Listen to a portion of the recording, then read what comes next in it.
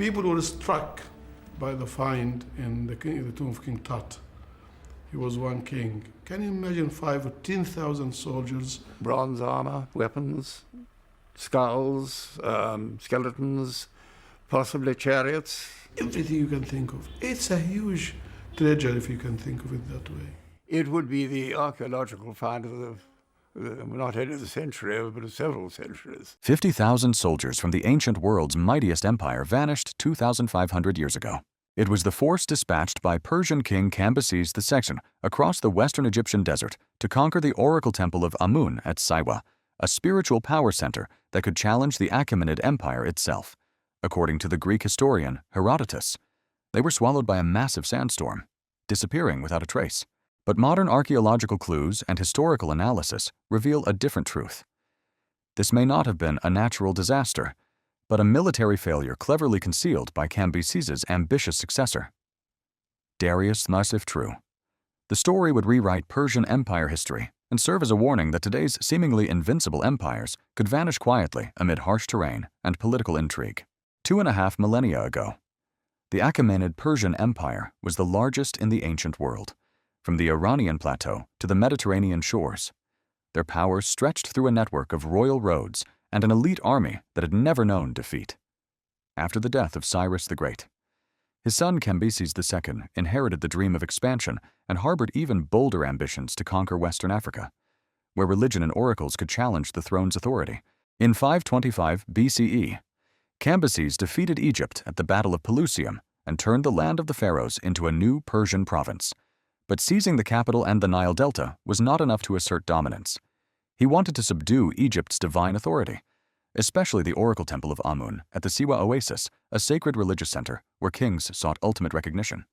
If Siwa submitted, Cambyses would not only be a conqueror by the sword, but would also command the sacred order of the new land. To achieve this, around 524 BCE, he assembled 50,000 troops infantry, cavalry, camel caravans laden with supplies and set out from Thebes, planning to pass through the Great Karga Oasis to Siwa. This was a treacherous caravan route, daytime temperatures of 50 degrees Celsius, freezing nights, sparse water sources, and especially the Sahara sandstorms that could erase paths in an instant. Yet the Persian army, seasoned in desert campaigns across arid Asian lands, gave Cambyses confidence in the empire's strength. A century later, Herodotus recorded the shocking tale the army ventured deep into the desert and encountered a colossal sandstorm, vanishing entirely. He described southern winds raising towering pillars of sand, burying all soldiers and camels. The image of the desert swallowing became a legend that spread throughout the Greek world, reinforcing Cambyses as an arrogant king punished by nature. But suspicion arises because no contemporary Egyptian or Persian texts confirm this disaster. Royal records, including Darius III's Behistun inscription, his ambitious successor list many rebellions and campaigns, yet mention no failure at Siwa. That silence prompts historians to question, was the disaster invented or deliberately erased from official memory to protect the empire's reputation? This historical gap has ignited one of antiquity's greatest mysteries. For centuries, archaeological expeditions and researchers have sought traces of the vanished 50,000. The question lingers, did the desert truly devour an entire army? Or was this a military defeat concealed by the victors after conquering Egypt? Cambyses II resolved to march on the Siwa Oasis to subdue the Oracle of Amun. The path he chose was one of the ancient world's most grueling caravan routes from Thebes, through the Great Karga Oasis. Then northwest across the western Egyptian desert to Siwa, over 800 kilometers of scorching sand, scarce water, and constant peril. Records show the Great Karga Oasis was a key stop with deep wells and supply depots for merchants. But beyond Karga lay a trackless sea of sand, where winds shifted daily and the landscape held few fixed landmarks. Ordinary caravans crossing here relied on local guides and meticulous water preparations. But Cambyses, by many accounts, depended on limited intelligence and may have underestimated nature's force. Herodotus, writing about a century later, recounted that the 50,000-strong army advanced to the desert's midpoint and paused to rest. The next day, as they resumed, a southern wind suddenly arose. A massive sandstorm formed, bringing swirling columns of sand that obscured the sky, burying the entire army under deep layers. no one survived to return. That image became a symbol of arrogance, punished an empire thought invincible, unable to withstand the desert's might.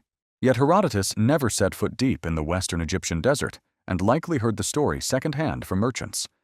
Modern historians note that he often gathered indirect tales, sometimes blending myth for dramatic effect.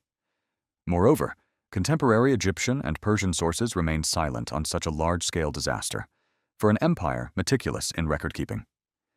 The disappearance of 50,000 soldiers without a single mention is baffling. The western Egyptian desert's harsh terrain explains why the mystery persists unsolved.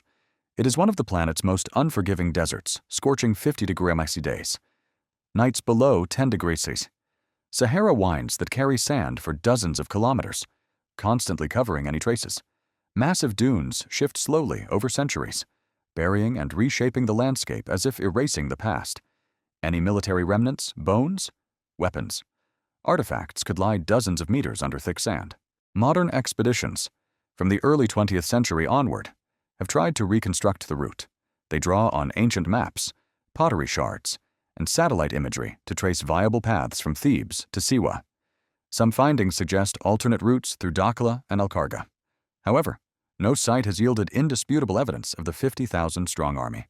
In this same sandy expanse, local legends have taken shape of ghostly figures marching eternally beneath the dunes, of winds howling like Persian soldiers crying for help. These tales hold no historical value but add a mystical allure, captivating explorers, archaeologists, and media for centuries.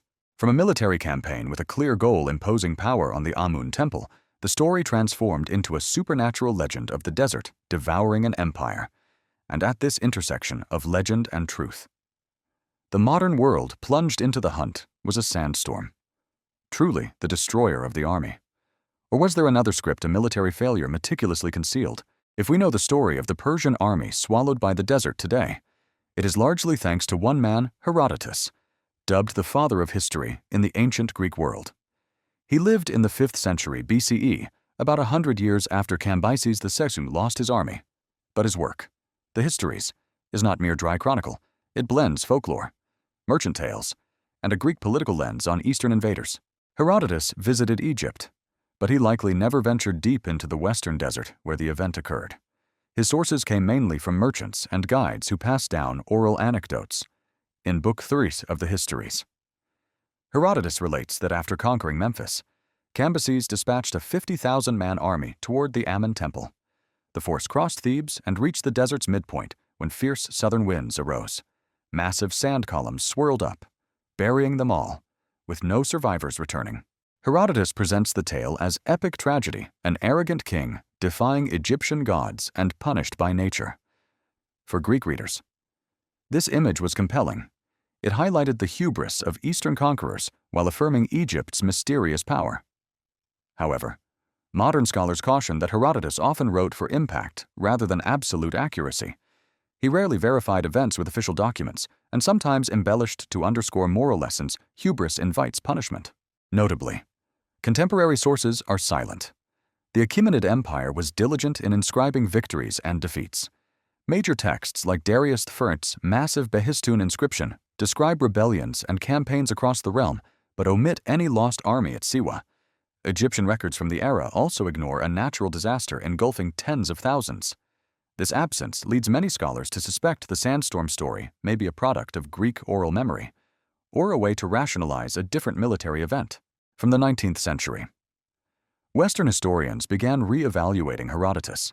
They noted his tendency to portray Cambyses II as cruel, erratic, even mad, without direct evidence. Some argue this reflects Greek bias against Persia, rooted in later Greco-Persian wars. Turning Cambyses into a mad king, punished by the gods, satisfied Greek psychology while elevating Egypt as an unconquerable mystical land. Beyond politics, the desert's nature fueled the legend. To ancient Greeks, the Sahara was a distant, perilous realm few explored. A sandstorm devouring an army sounded plausible and terrifying. Lacking precise climate and geological data, the story became default truth in Western imagination for over 2 millennia. In the 20th century, as archaeological and climatological sciences advanced, Researchers questioned, is there geological evidence for a massive sandstorm in 524 BCE? Surveys show the Sahara can produce violent storms, but no clear traces match Cambyses' era. This heightens doubt that the sandstorm was merely a convenient tale to explain an unacceptable military defeat. Thus, the desert-swallowing legend arose not from official reports, but from a blend of folklore, Herodotus's storytelling needs, and informational voids from the Persian Empire. It is enigmatic and captivating enough to endure for thousands of years, forming the foundation for all subsequent searches. From here, the story turns to a new chapter, the modern era, when archaeologists enter the desert with satellite imagery, dating tools, and bold hypotheses seeking whether Cambyses' 50,000 souls were truly buried by sand or vanished for an entirely different reason for over 2 millennia. The tale of the Persian army swallowed by the desert persisted as an unverified legend, but from the 20th century, with advances in archaeological technology and remote sensing, explorers resolved to find answers. Was Herodotus right? Or was the truth a concealed military defeat? In the early 1980s, American journalist Gary S. Chaffetz teamed with Harvard and National Geographic for a major survey through the Bahariya Dakhla Siwa region. They relied on ancient maps, early satellite data, and desert merchant expertise to trace Cambyses II's route. The team uncovered over 500 burial mounds and scattered artifacts, but no Persian army traces no Achaemenid weapons, no bones from that era, though disappointing. The expedition showed the desert once held settlements and burials, raising hope that evidence might lie elsewhere. In the early 2000s, Egyptologist Salima Ikram and colleagues shifted to studying Sahara climate to test the sandstorm hypothesis. They documented extreme wind events capable of burying caravans, but found no clear geological evidence for a colossal storm precisely in 524 BCE. This weakened the pure natural disaster theory storms may occur, but they may not explain an entire army's disappearance. In 2009, Italian brothers Angelo and Alfredo Castiglione stunned the world with a documentary claiming they found human bones, arrowheads, daggers, and Persian jewelry near Al-Kharga. Images of bleached skeletons, spear tips, and silver artifacts scattered under sand immediately rocked international media with headlines like "Lost Army of Cambyses Found." For the public, the mystery seemed solved after over 2,500 years. But Egypt's archaeological community reacted fiercely. Zahi Hawass, Secretary General of the Supreme Council of Antiquities (SCA), dismissed the find, arguing the Castigliones lacked legal excavation permits, failed to publish data in peer-reviewed journals, and might be misleading the public with undated artifacts. Scientists also noted Al-Kharga deviates from the ancient Thebes to Siwa route, if the army followed that path. They wouldn't necessarily appear at the reported site. Without specific dating via 14C or OSL, the bones couldn't be proven as Achaemenid soldiers rather than from another caravan.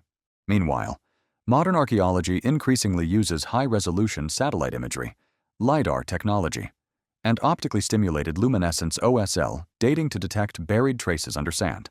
New maps reveal remnants of ancient caravan routes, wells, and settlements around Kharga Dakhla, but no solid proof of 50,000 Persian troops. Efforts face political hurdles. Egypt tightly controls excavation permits, while disputes between Egypt and Iran over Persian heritage rights slow research. Looking back over a century of searches, the unsettling conclusion is no scientific evidence confirms a sandstorm buried the army, but neither can the opposite be proven. Media sensational finds like the Castigliones are swiftly debunked for lacking academic rigor and independent verification. This very gap has paved the way for a bolder hypothesis. Perhaps Cambyses' army wasn't erased by nature, but fell in a disastrous military defeat, and that defeat was artfully omitted from official history by the calculating successor Darius Thmers. Key clues for this theory emerged in 2014, when a Dutch Egyptologist revealed unexpected evidence in the Dakhla region. For over 2 millennia, the image of a sandstorm devouring 50,000 Persian soldiers has dominated global imagination. But in 2014, an archaeological find in the Dakhla region, deep in Egypt's western desert, changed how we view the event. The instigator was Olaf E. Kaper, an Egyptologist from Leiden University in the Netherlands, who spent years excavating at Amhida. There, he and colleagues uncovered inscriptions and temple ruins linked to a nearly forgotten figure, Petubastis III. Petubastis III was an Egyptian prince living in the chaotic period after Cambyses II conquered Memphis in 525 BCE. Scattered Egyptian records show he rebelled against Persian occupation, seeking to restore independence. But Achaemenid official history nearly erased his name, mentioning no Egyptian victory. It was the Amhida inscriptions that unveiled a different story. Petubastis III may have rallied forces at the Dakhla oasis, waiting to strike Cambyses' army. Kaper discovered that some religious texts and carvings at the Thoth temple in Amhida refer to an Egyptian king blessed by the gods against foreigners, dating to late in Cambyses' reign. Given the geography, he argued the 50,000-man army en route to Siwa entered Petubastis' controlled territory. This area was ideal for ambush-scattered small oases, complex terrain, and water sources held by locals. If a large force was blocked here, cut off from supplies, they would weaken quickly and be destroyed piecemeal. Kaper's hypothesis gained strength in the context of Persian internal politics. In 522 BCE, Cambyses Titus died suddenly on his return journey, leaving a power vacuum. Darius III then ascended amid rebellions and needed to build a legitimate image. A humiliating defeat in newly occupied Egypt would undermine the new court's prestige. Thus, Kaper suggests, Darius chose silence, omitting Cambyses' failure from royal records and letting the story fade from official memory. Notably, Darius's massive Behistun inscription, a rock-carved manifesto, lists numerous rebellions across the empire but ignores Egypt under Cambyses. Some historians see this as evidence of selective memory. Darius recorded only victories bolstering his legitimacy, skipping unfavorable events. This silence created space for Herodotus, a century later, to weave the divine sandstorm tale, a plausible story that spared the empire's reputation. Militarily, an ambush in Dakhla is more feasible than a single storm wiping out 50,000. Ancient armies, however large, were vulnerable if deprived of water and supplies in the desert. Locals knowing the terrain could strike when the Persians were weakened by thirst and exhaustion. Kaper's evidence inscriptions praising victory. Petubastis' name. Royal ritual traces all hint at a major triumph against invaders in this area. Yet Kaper's theory faces debate. Some scholars argue the Amhida evidence doesn't directly link to Cambyses' army, lacking large-scale bones or weapons. Findings are mostly religious texts and scattered stelae, possibly celebrating a minor win. Cambyses' exact route remains unclear. He could have taken various desert paths. Moreover, no excavation large enough has sought traces of a brutal battle, though missing the final piece. The concealed military defeat hypothesis has shifted historians' views. It transforms the story from supernatural natural legend to a political military tragedy, where winners rewrite history to safeguard power. For modern audiences, this is a dramatic twist from impartial sand winds to a canvas of intrigue and imperial might. Today, many archaeologists call for controlled digs in Dakhla, combining satellite imagery, OSL dating, and traditional archaeology to test Kaper's theory. If one day bones and Persian weapons from that era emerge with battle evidence, the lost army tale will cease being a desert myth and become vivid proof of how history can be bent by those in power. More than 2 millennia have passed. The 50,000-man army of Cambyses II remains a symbol of an unsolved historical mystery. The story of an army vanishing amid a sea of sand is not just a Greek legend. It reflects humanity's fear of harsh nature and the fragility of imperial power. The desert-swallowing legend has endured so long because it is so perfect an arrogant king, a sacred land, and a colossal storm punishing hubris. But archaeological science and critical history show that truth is often more complex than myth. Nature may have played a part, but an entire military campaign might have been erased from official memory for political reasons. Darius I's ascension after Cambyses' sudden death and his silence on the event is a reminder that victors always have the right to define history. For the modern world, Cambyses' story evokes 2 lessons. First, nature remains a force beyond human control. The western Egyptian desert, like many other harsh regions, can swallow even mighty armies just as today. Climate and terrain still challenge superpowers. Second, history is never completely objective. Failures, mistakes, and political events can be concealed or reinterpreted to serve power, compelling us to continually question what is recorded in books. The search efforts continue.